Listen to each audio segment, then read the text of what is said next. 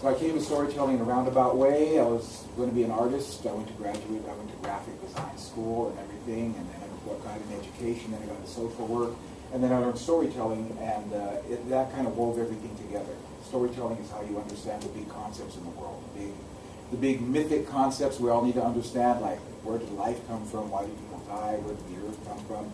Mythic stories answer those questions. And science can't answer everything. It really tries, it guarantees it can, but it can't. And so for me then, storytelling is kind of like this link that bridges our intellect with our humanity in here. And so the stories we tell, sometimes people say, well, that story could never happen. I mean, come on, these things never happen. But the stories speak to us in another way. The mythic stories that we share are kind of like a dream. If you use dream language, there's a dream vocabulary you can use to understand the dreams you have. If you use that dream vocabulary with these mythic stories, they make sense. How many of you ever woken up one morning and you had this weird dream and you said, what the heck was that about? You knew that dream was trying to speak to you, right? It was trying to tell you something, but your brain could not quite figure it out. And so it took you a while, but eventually you figured it out.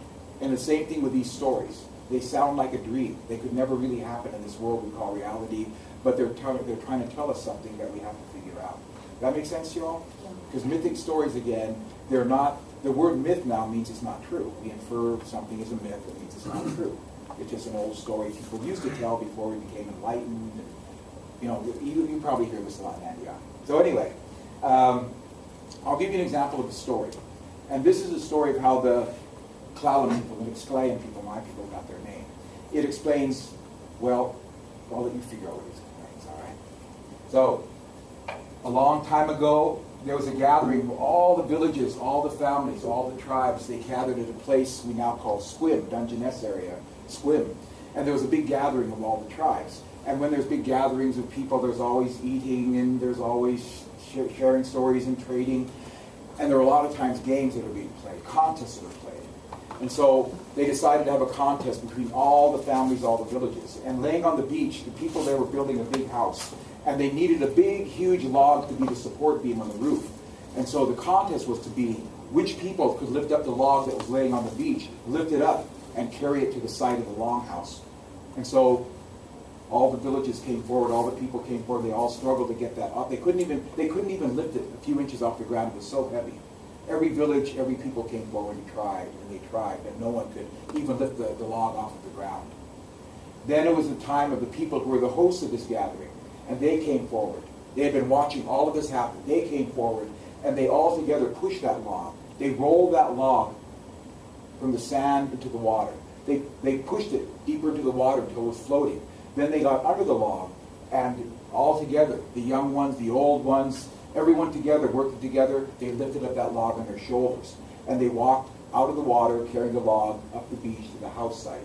And as they were walking towards that house site, the people at that gathering yelling out, S'Klallam, S'Klallam, strong people, strong people. And that is how the S'Klallam people got their name, S'Klallam, which means the strong people. So again, storytelling is something we would hear a lot you guys are kind of young, you might not know this, but there was a time when there were no computers, all right?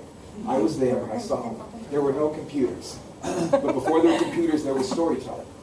And a long time ago, there was no television, which some people see as the foundation technology for all the technology we have now. But before there was television, there was storytelling. And before reading and writing and books, there was storytelling. So before all these new things we use to teach ourselves and learn, storytelling existed. And so how long's reading and writing been around? Maybe 4,000 or 5,000 years, something like that. But what did human beings do before that? How did they learn, teach, remember, share, communicate? It was through storytelling. And they would remember. We have powerful memories we don't tap into anymore. So this story about the S'Klallam, the S'Klallam people, the strong people, in that are some what we would call teachings, things that we learn from just hearing the story. We learn certain things from being the story. One, of course, is how my people got their name. Now, I understand that it also explains why we are better than everybody else. But that's not the point of this right, all right? Because every people would tell a story like that, how we are special and unique in the world, the place we fit into the world. Like my people, I was told by this elder from Puget, he said that the S'Klallam people are the in-between people.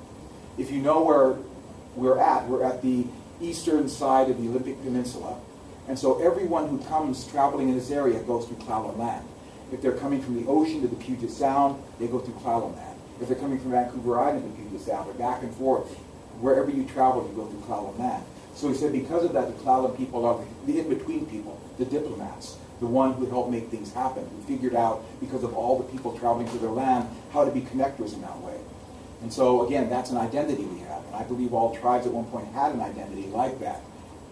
The Duwamish, who are now the Muckleshoot people, they had an identity. The Snoqualmie people, the Stokelybutte people have an identity. And we all knew who they were and their identity and what their meaning was in the world. So again, in this story, we've been given meaning. We're the strong people. But what else? What kind of inferences are in this story? Does anybody see something beyond it's a simple story? These people lifted up the log and carried it to a household site? Yeah. Find creative solutions. Okay, creative solutions. Watching it, studying it. Okay, very good. What else? Teamwork. Teamwork. Teamwork. Young. Everyone work together. If we work together, we can do great things. All right? What else? Cooperation. Cooperation, working together, finding that way to lift it up together at the same time. Yeah. Brute strength isn't always the best possibility. Brute strength isn't always a possibility. We like to say that we're not just strong in our bodies, we're not just strong people this way, we're also strong this way. Because, again, we figured out the solution to this problem. And we're also strong as a community. We work together. We work together to lift up that log. And so strength goes beyond, like you said, just brute force. All right? So that's how many people interpret the story. But again, I leave it to other tribes to explain how they got their name and how they're better than their neighbors. Because, again, human beings just tend to do that. My people are different, they're special, we have a meaning in the world. We're here for a reason, and this is the reason. And make sure you understand it. So that river that's there has always been there. And the people say that there's a site in the river, you might be able to see it. I'm not sure when you go visit the place, right? You're going to do that? Mm-hmm. There's a site in the village where there's a big rock. In the rock are holes. There are holes in the rock that appear to be drilled. I mean, they're pits in the rock. And the S'Klallam people said that is our creation site. That is where people came out of that rock. They came through those holes. They came into the world. Again, our modern scientific rational mind will say, well, that's crazy talk. You can't, people didn't come out that way. But again, it's a dream that you can't figure out right now. But the people have carried these stories with them for countless generations, and they still inform us. Again, not here. We can figure out, we can all figure out the world here, but in here, where we struggle to figure out the world. Again, I'm going to lecture. It's going to sound like I'm doing this a lot, but I'm a grandpa, so I can do that, all right? And I was also given the floor, so I'm going to do that too. So storytelling then informs us of various things. And we're talking about salmon. And I'm not a fisherman, and so we do have a fisherman here, a native fisherman. I'm hoping we can hear from him in a little bit, because their relationship with the salmon is much different than mine. Who does designs of salmon, tells stories about salmon, eats salmon. I've been on fishing boats before and helped pull in the nets and that kind of thing, but I realized after I threw up the 8th time, I'm not a fisherman, all right? I'm not. It was eating cans of cold chili that really did it to me. Well, but there's a story, again, a story that establishes the order of the world, and all people, all cultures tell these kind of stories. How did the world come to be? How does the world work, and how do you live in that world? And so this is the story that's told around here in various versions. I know the Muckleshoot and the Snoqualmie and the Skokomish people, and all the people tell a variation of this story. My teacher said when you tell a storyteller, through their creativity and through their spirit, can change the story a little bit. But she said always maintain the spine of the story. Always make sure that spine is true. And you can add little elements and change something a little bit, but the spine must be true. And when I hear this story told by many, many tribes around the region, I realize that spine in the story is true. So it starts out kind of like, kind of innocuously. It's just a simple start to this story. A long time ago, 2 sisters went out to gather plants and roots. And this was what they would do because they were weavers. Well, they went out and they were gone for many, many days. They were gone for many days. And the night before they were to go home, they made a camp. They made a campfire. And the 2 sisters lay down to go to sleep. And the youngest sister pointed in the sky and said, "Look, sister, look at those 2 stars up there, the red one and the white one next to it. I wish we could marry those stars." Her sister said, "Please, sister, go to sleep. It's late. We don't have to talk like that."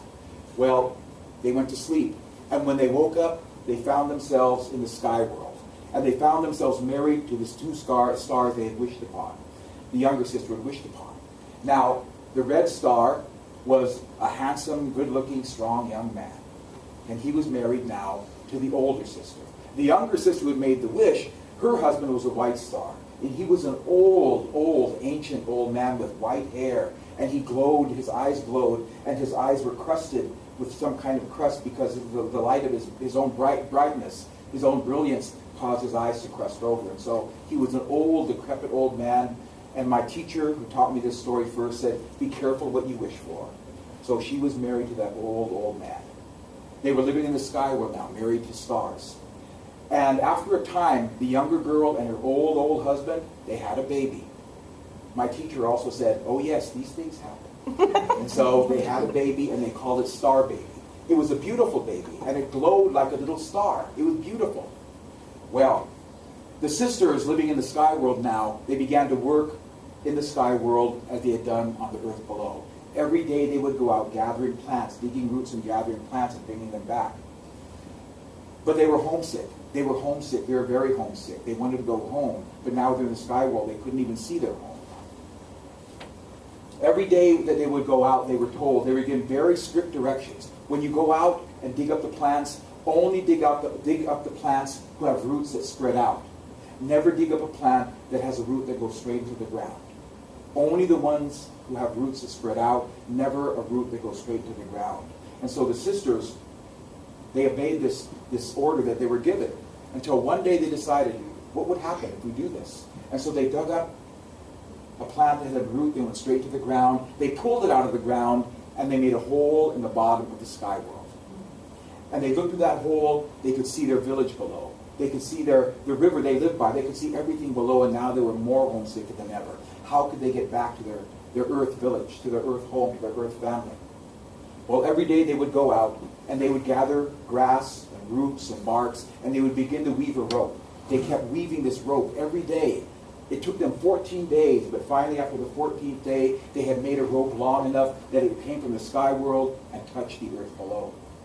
And so the sisters took the baby and they began to climb down the rope. They covered up the hole above them so that no one could find out where they had gone. And they came back to the earth below.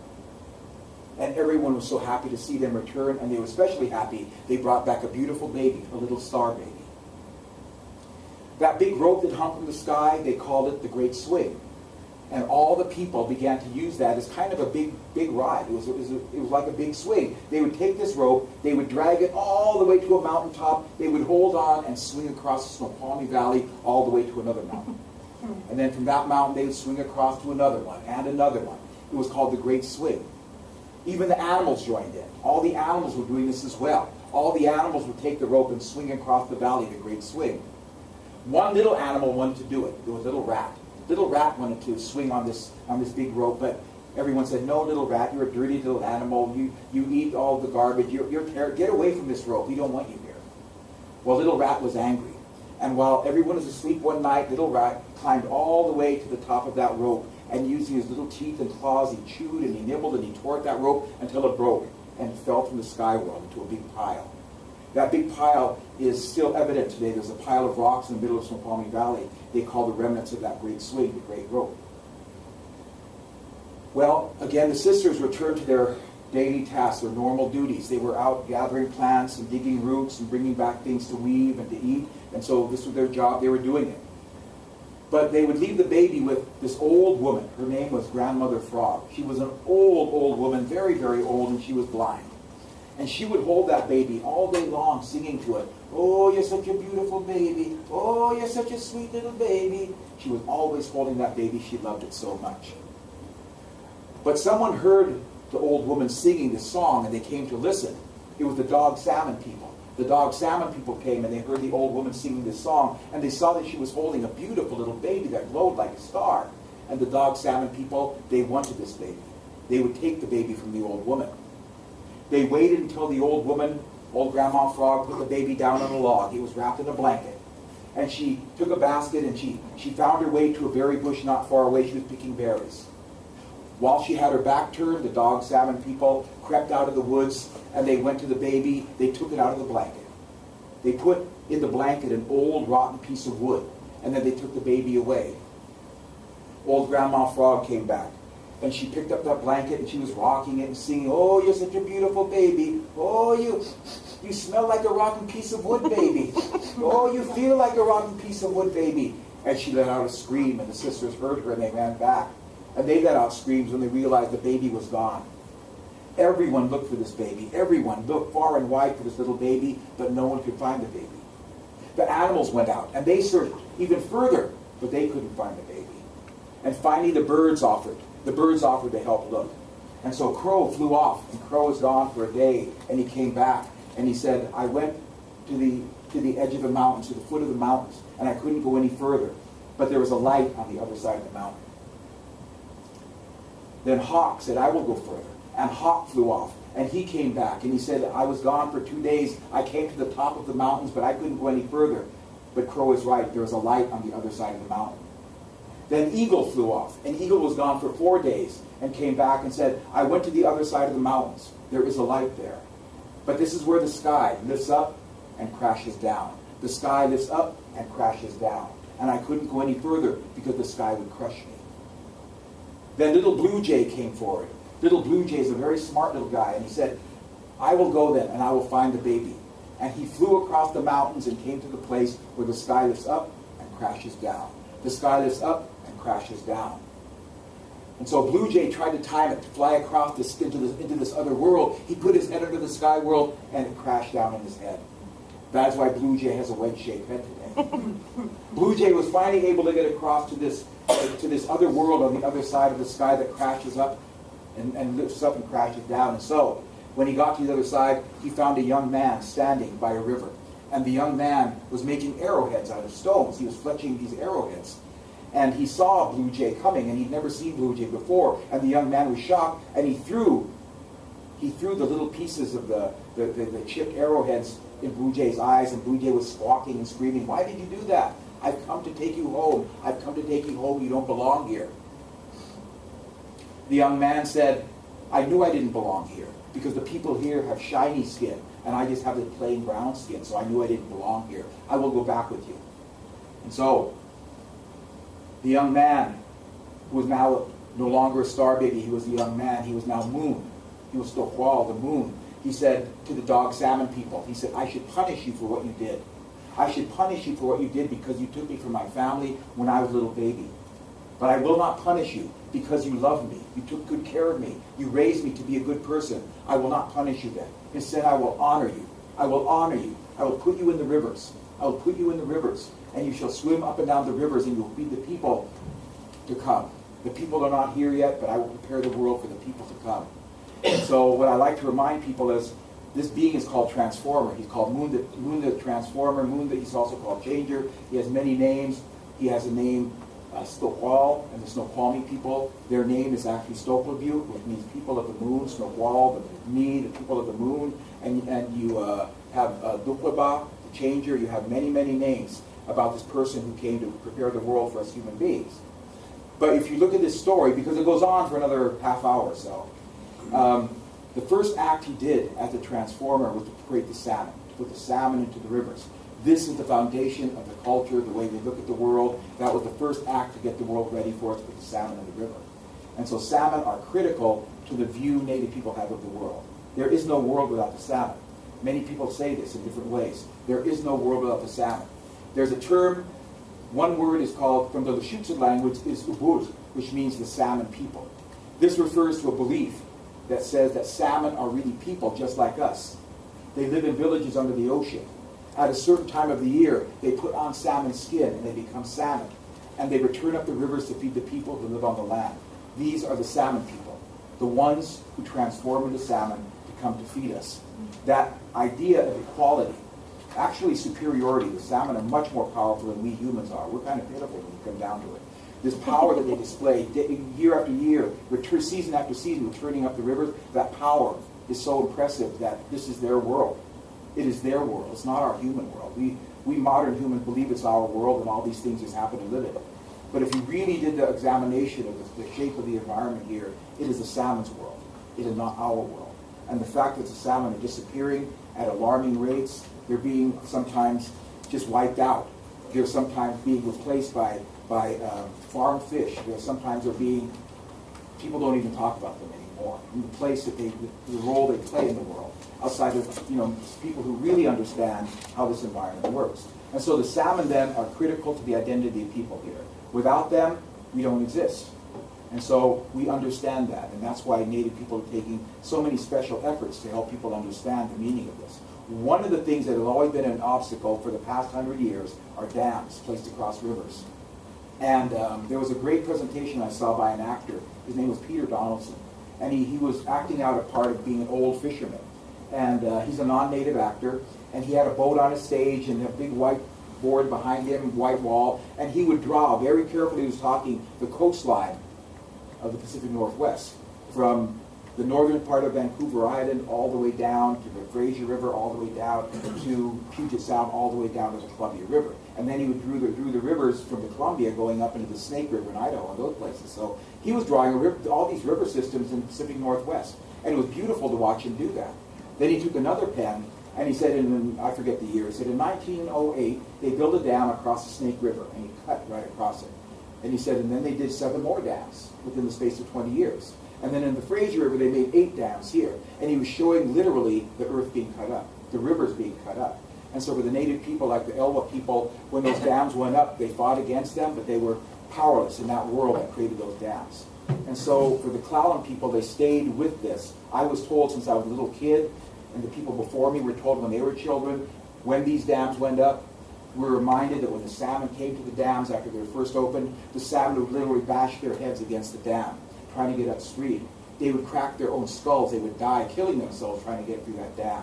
People would lift up the salmon, try to carry them across, but there were never enough people to get all the salmon around. That dam was built without a fish ladder because, of course, the modern world, we don't need a fish ladder. We don't need wild salmon anymore. We can just create a hatchery, and we'll raise our own fish just like we raise other things. And so science was supposed to replace the wild salmon.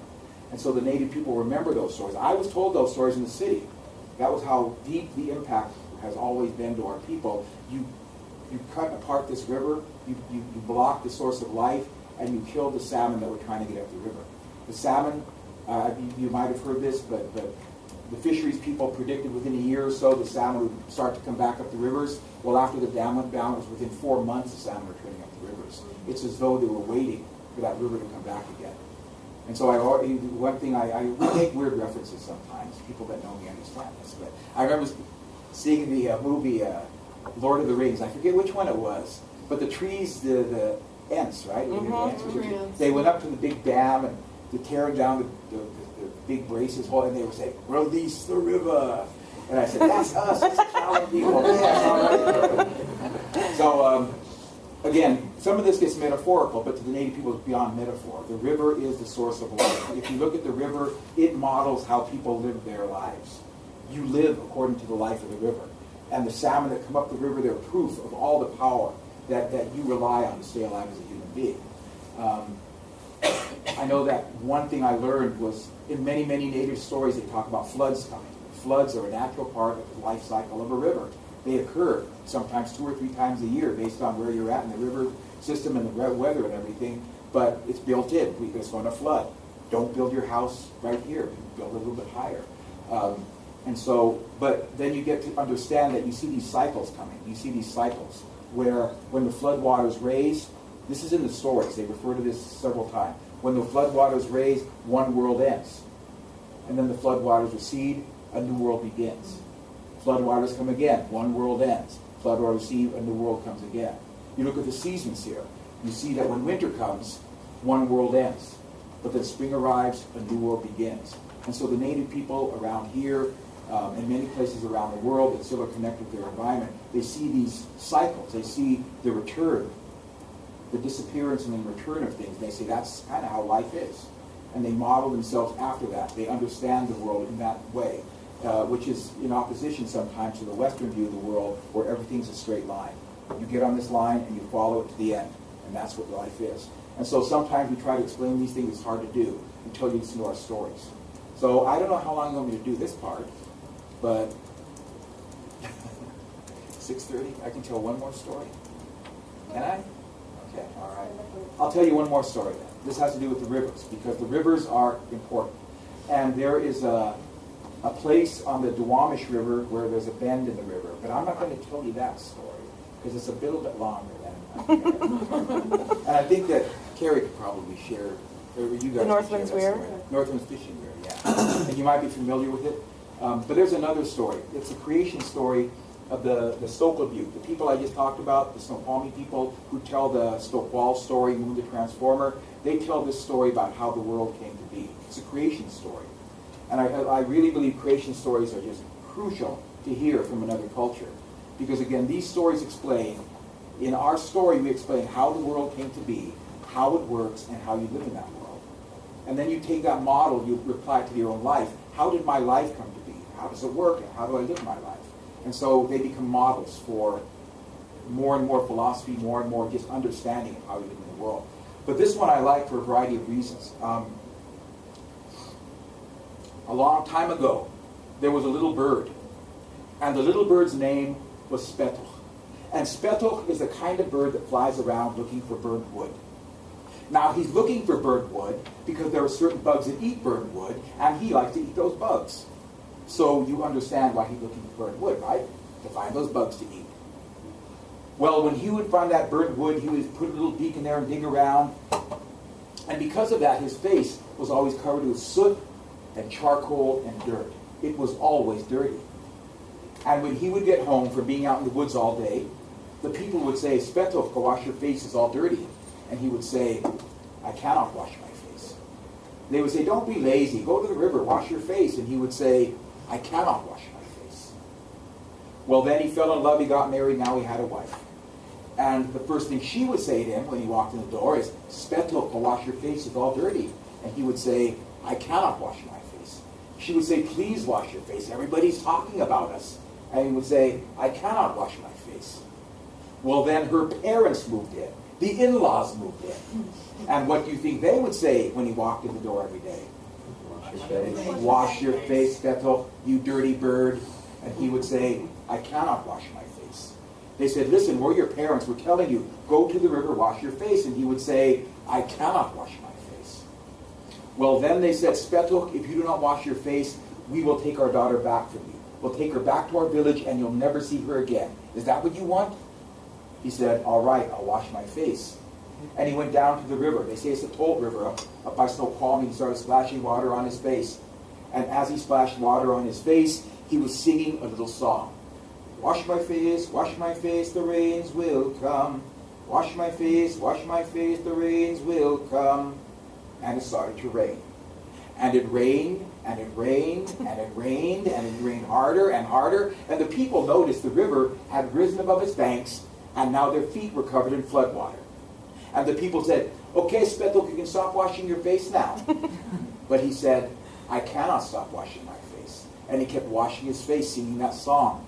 Wash my face, the rains will come. And the floodwaters came to here. The floodwaters came to here. The floodwaters covered the people, they covered the trees, they even covered the great mountains. So everything that had been before was now gone, covered by the waters of a great flood. The only animals who had survived were a few animals, and they built little rafts to live upon. And living on one raft, there were 3 animals. There was river otter, there was muskrat, and there was beaver. There was river otter, muskrat, and beaver. And they knew they could not live on this raft forever. They knew they would have to create a new world, but how could they do that? The only way they could figure is one of them would have to dive far beneath the floodwaters and bring back up earth to create a new world. But who could do that? The floodwaters are very deep. Well, first came River Otter. River Otter said, I'm the biggest, I'm the best swimmer, I can do it no problem. And so River Otter dove into the water and he was gone one day. Now, if you know River Otter, you know River Otter loves to play. And he was blowing bubbles and chasing the bubbles. He was chasing his tail. And he came back at the end of one day and he said, I didn't even see any land. But he was so busy playing, how could he see anything? Then came Muskrat. Muskrat walked up like this with his nose in the air. Because Muskrat is what we call stuck up. Thinks he's really cool, thinks he's really good looking, thinks everybody likes him. He loves to wear beautiful clothes, he loves to comb his hair, and he loves to flirt with girls. He came up and he said, well, I guess I'll go next. and he dove into the water. He was gone 2 days. Now on the second day, he started to meet these shiny underwater people we call fish, and he started to flirt with a girl fish. Oh, hi, who are you? Hey, do you live around here? And he came back at the end of the second day and he said, I could see the land, but it was too deep. I couldn't get there. I just couldn't do it. It was too deep, but I did get 2 marriage proposals. 2 fish girls want to marry me. And then came Little Beaver. Little Beaver walked up and said, well, I guess I'll try. And Otter and Muskrat laughed at him. They said, no way, Beaver. Come on now, look at it. Think about it. Come on now. Think. First off, you're short. Second, you're fat. And third, you got a flat face and big teeth and a flat tail. You're short, you're fat, and you're ugly. You can't do it. Beaver said, I have to try. And so he dove into the water and he was gone 4 days. Now nobody can be under the water 4 days. He must have drowned. But on the 4th day they looked out. They saw his little nose sticking out of the water. They paddled over. They dragged him up onto the raft. And under his claws they found bits of mud and clay. He had made it all the way to the bottom and returned.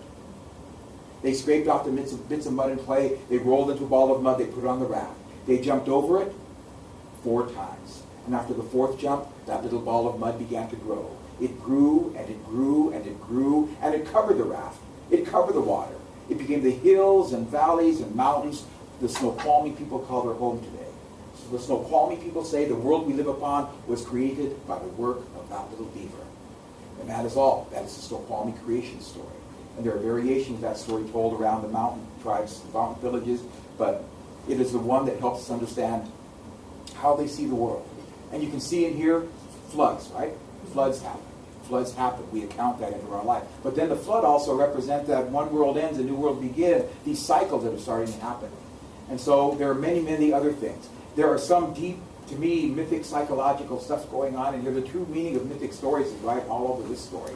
I mean, Joseph Campbell would have had a heck of a good time figuring this one out, because there's so many things in here that are deep, deep human connections with our understanding of reality and how the world works.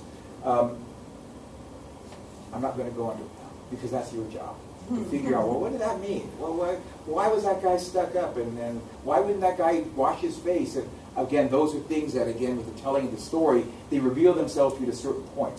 I mean, your brain is trying to catch up with all this. And the story, the meaning of the story is in you. I've told it to you once. Hopefully you're going to hear it again over the course of your life sometime and say, oh, I remember that story. So the stories are there to teach, and that's how I used to teach. But in this story, there's all these cycles that are happening, all these things that happen. Little things that jump out. Consistently in many, many stories, people laugh at the little one. Oh, you're little, you're tiny, you can't do it. It happens in many, many stories.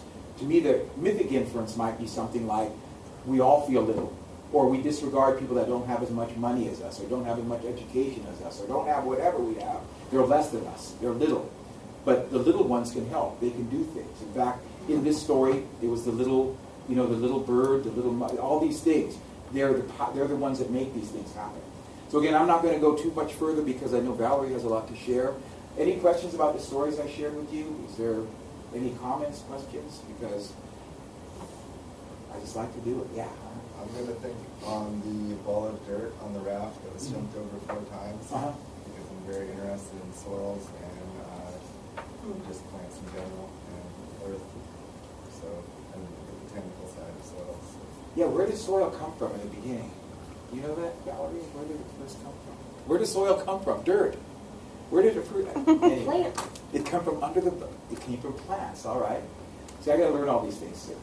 Science, I'm trying to catch up my science knowledge with the stories that you're telling me. One thing that's really interesting, I'm going to give you one of the, it took me a while to figure this part out, is that when a beaver makes a dam across a stream or a river, right? What's he doing, or she doing? They're making a flood. They're making a little flood. And by doing so, they create a whole new world that didn't exist before. The world that was around that little dam, or that little pond they made, that little flood they made, is a new world. They created a new world. And so I realized that when people who know beavers told me about it, I'd never thought of that. So again, this story is based in, there's some scientific, references you can make to this story as well. Was there, a great flood that came to this area? We have many stories. There was a great flood that came here. And so again, you begin to link some of these things to the stories and you make an observation. But I always caution people, never, okay, be careful not to let science supersede our stories. But what I like to say to science is our stories are here before your science, okay? So you have to prove a lot to me, all right? because the stories revealed to us in a whole different way how the world works, how we live in that world. All right, I'm done lecturing. I'm sorry. Any other questions or comments? All right, Would you say maybe one thing, Roger, that I noticed about your stories is connection? Go with that. What do you mean? I mean, everything is connected. Everything needs the other, and that balance. It's kind of what I received from that story. What I mean by that is three animals needed to know their roles and what it was. They still had a role, and it was the beaver who they thought ain't going to do anything. The analogy in the world today is we discredit things that without knowing really what their real role is, and the trouble that we find ourselves in with, I guess, to go back to the habitat and type of what the story is.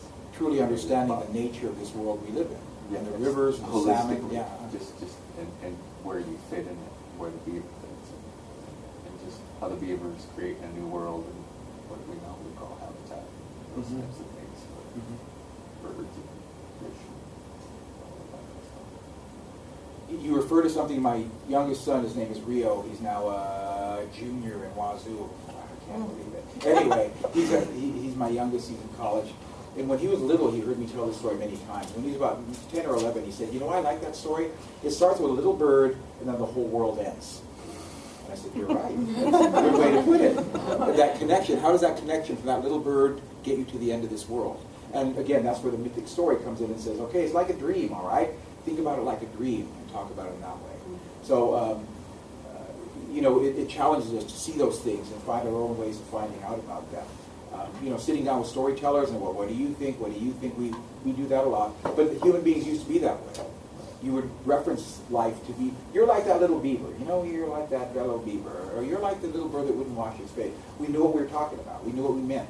And so all these things have to do with changes of worlds. And for me, the S'Klallam people are beginning, working with other people, of course, to change the world, to return that river to the way it was.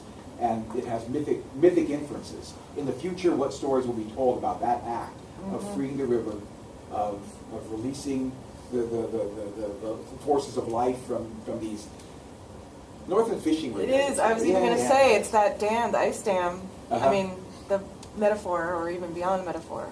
And maybe that's people when were starving. You probably should look into the northern fishing river, because in there there's an ice dam that is finally destroyed. That it blocks the river just like the one of the Elwha did, and it was destroyed. But how was it destroyed? Again, when you see the story, you ask yourself, how was the dam destroyed? What forces were used? What beliefs came into play? All those kind of things. All right. Well, thank you very much for letting me share. Yeah. I'm sorry. I just was curious. Do the stories change over generations, or do they remain fairly the same? Are they pretty much the same stories, generations after generation, or do they change over time? That's a good question. I know that I tell them in English, which loses a lot of the cultural context of when they were told in the original language. And because the nuances of the Salish languages and the S'Klallam languages, I mean, they're so subtle and powerful that for me to take it and put it in English changes it a lot. So they are different in that regard. I see different storytellers taking two stories and weaving them together to create a new one story, which is really an interesting process. So they are changing. Some people say we need new stories because this world we live in does not mirror the natural world at all anymore. So we need new stories to understand that process, and then hopefully find some answers in that. So I'm assuming there are new stories being told that help us understand those things. And Roger, I saw online that you do teach storytelling classes sometimes. Are you offering, do you ever teach a storytelling workshop? Yeah, there's a native organization called Northwest Indian Storytellers Association. It's out of Portland, part of an organization called Wisdom of the Elders. Every year they do a conference on storytelling. For anyone who wants to come and learn about storytelling, come and learn and the process and practice learning and hear other storytellers tell stories, and that's probably the simplest way to do it.